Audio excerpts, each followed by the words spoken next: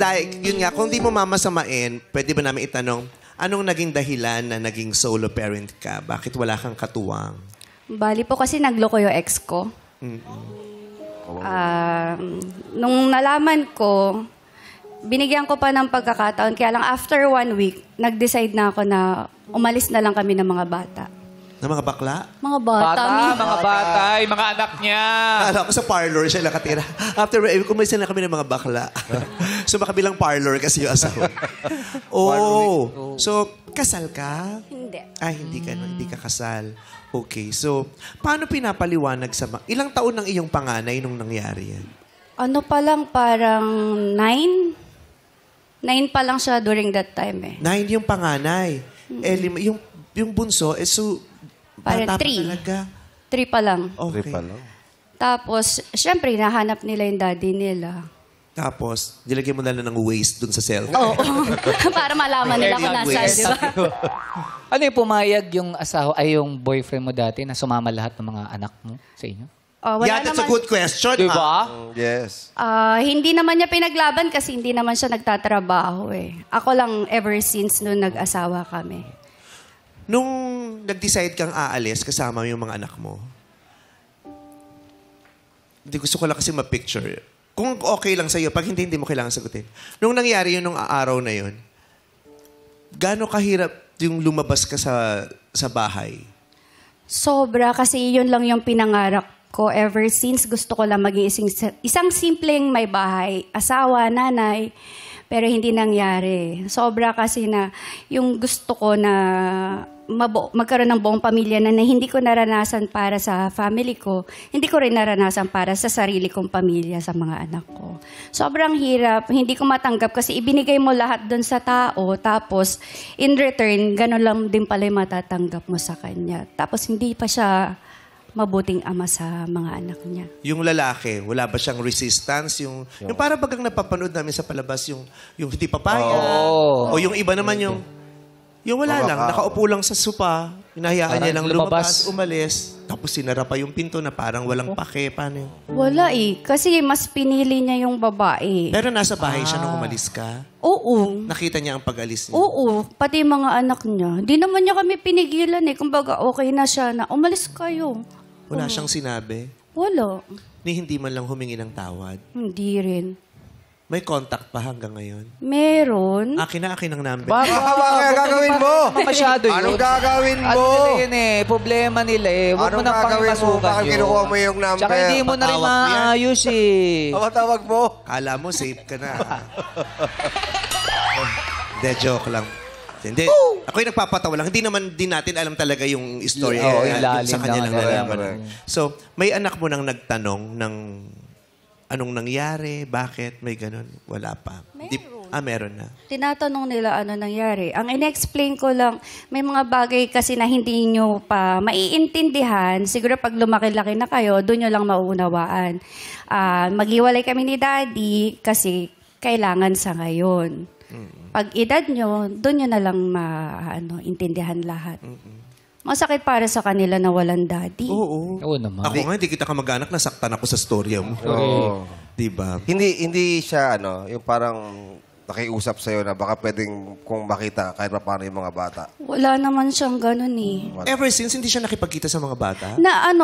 Nag-effort naman din ako na, syempre yung bunso ko makatatay kasi nag-isang lalaki yun nung panahon na yun. Nag-effort ako na i-reach out din sila. Kaya lang, syempre may pamilya ng bago. Ayoko din namang Yung ikaw na yung naloko, ikaw na yung nasaktan, tapos ikaw pa yung mag-reach Lalapit. out. Oo. Oo. Tsaka ang hirap nun yung pag humingi ka ng pera. Kaya Ay. paano yun? 5 anak, Sustento. sa'yo lahat yun ngayon? Ako lahat. Hindi talaga siya nagbigay na ever. Nagbigay 500 tapos nagalit pa. Saan ko daw dinala? 500 pesos? Oo. Sa tricycle driver, doon na lang umubra. Talaga? So hindi ka na rin Hindi na ako umasa? nang hingi. Kumbaga, nung napangasawa ko din naman siya, wala din siyang trabaho. Ako lang din nagtrabaho. Maaga kami nag-asawa eh. Sobrang bata. Nung lumabas ka ng bahay, anong baon mo? Sakit. Luha. Yun. Sobra. Kasi inisip ko yung kinabukasan ng mga anak ko na wala silang amang kalalakihan. Parang ang hirap palakihin mag-isa. Pero sabi ko, kakayanin namin yun. Which is kinaya ko naman.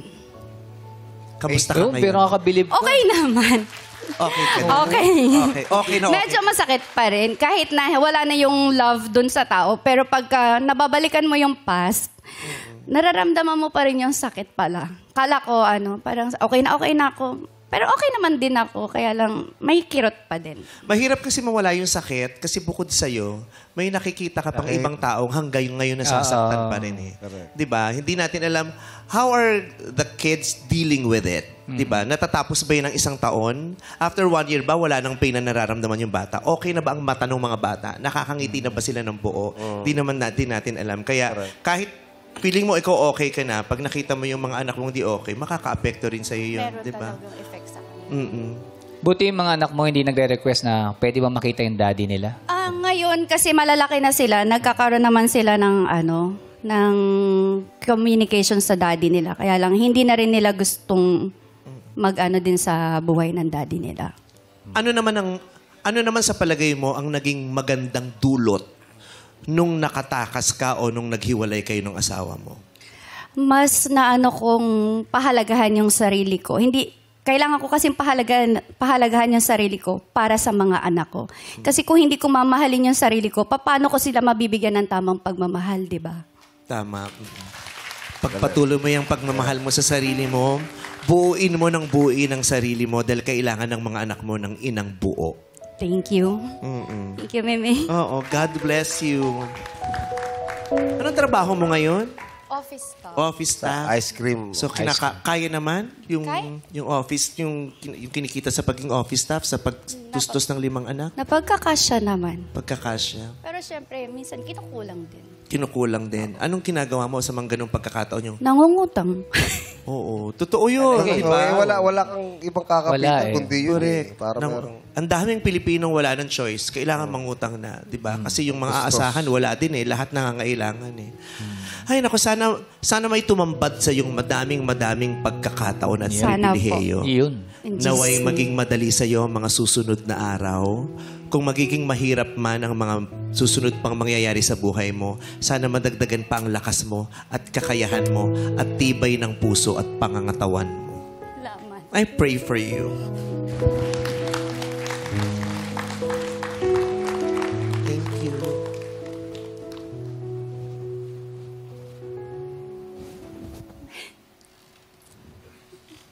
Anong amoy ko? Ang bango! Ang bango!